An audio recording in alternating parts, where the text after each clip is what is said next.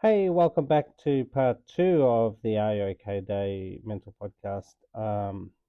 In my first installment, the one just before this, I really focused on a few different activities. Like I said, RUOK Day is great for awareness, and awareness is great. Awareness is great, right? When you know that we need to do something better, awareness is always awesome. And I'm not bagging it in any way, shape, or form. I'm just saying that we need to do more than just awareness. And so, you know, um, activities, things that break people's patterns, things that in the conversation piece, which is what Are You Okay Day is all about people having conversations that they wouldn't normally have. Um, but we want to make this just normal, right? Like we don't need to have Are You Okay Day per se. We need to have, hey, how are you doing, bro? Every day. I feel like you're down in the dumps. I feel comfortable having a conversation. I know something's not right with you. Whatever day that ends up being, that's when you have it. So it's not about. I'm definitely, please don't get me wrong. I'm not trying to bag it in any way, shape, or form. But I am saying we need to then take it the step further. Awareness, great. Now you're aware. You're aware there's some shit going on in people's mental health that we not great at, and uh, picking a day, and I get all that, totally get all that, please. I totally get it. It's all amazing stuff. So, what I am saying is we can take it a step further. Awareness is great on this particular day, but now it's about what do you do after you're aware, right? What do you do after you're aware? So, little things like asking people questions is important.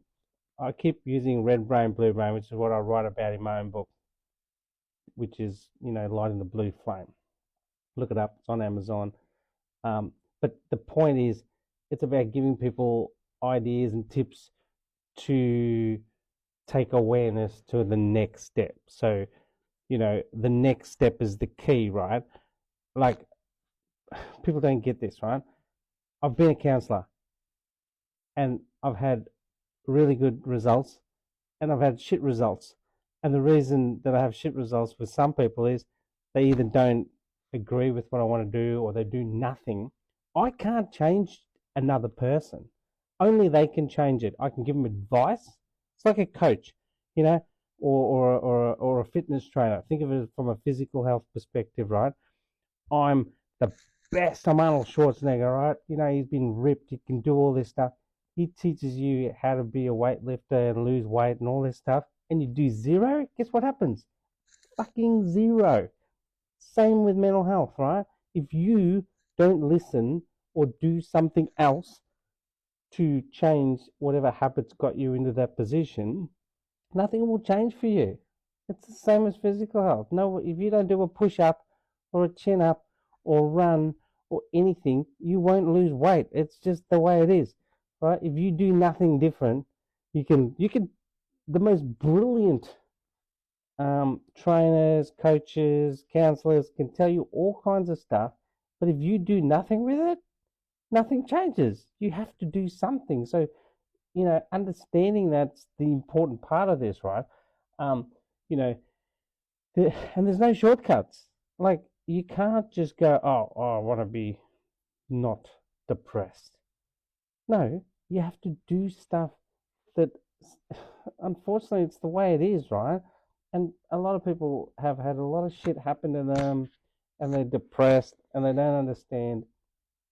Just as weight gain, right?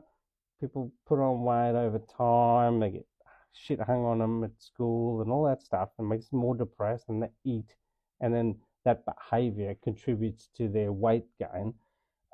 It's the same with your mental health. Like if you started from a really really low base where you've got crap parents or bad things happen to you as a child, you've got higher risk factors, but nobody can do anything for you and change your past until you kind of go, hey, I'm done with this.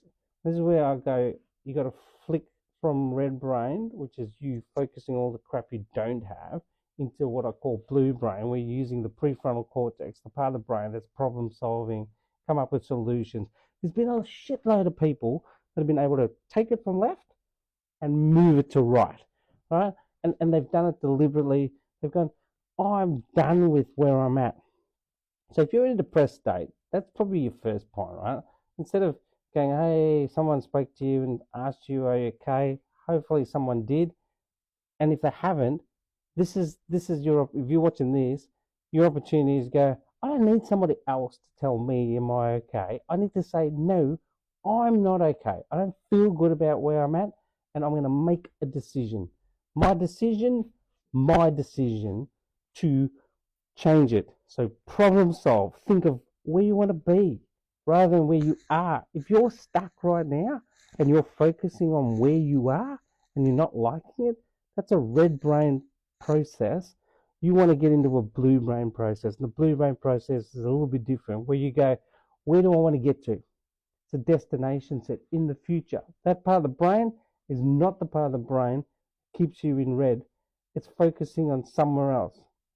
So start writing down goals and whatever it is that works for you, right? Like start looking at things that work for you. What makes me happy? What makes me, you don't want to focus on the shit that makes you sad. But unfortunately, when you're stuck, you tend to focus on the stuff that makes you sad and makes you depressed. And so then you go, oh, life's not fair. The red lights all went red when I drove down the street, and life's the worst.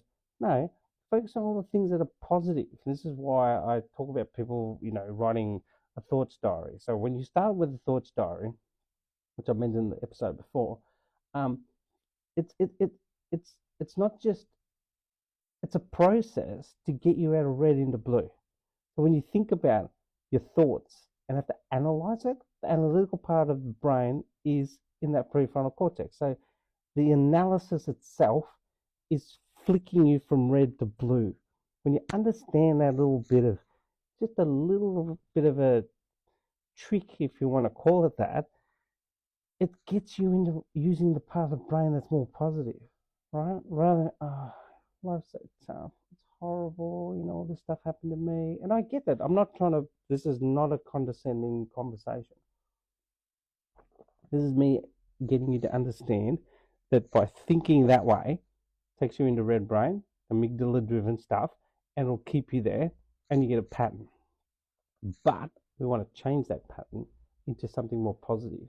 And so when you can understand how your own thinking is driving you that way, but when you really think it through, you can focus it that way, which is way more positive, which is blue brain, right?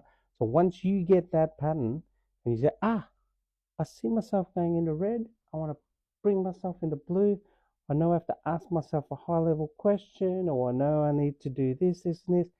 It becomes a process. It's kind of like starting to do your physical gym stuff, right? You go, no. I'm not. I'm going to the gym today. I'm going to do 10 push-ups. I can't do 100. I can only do 10.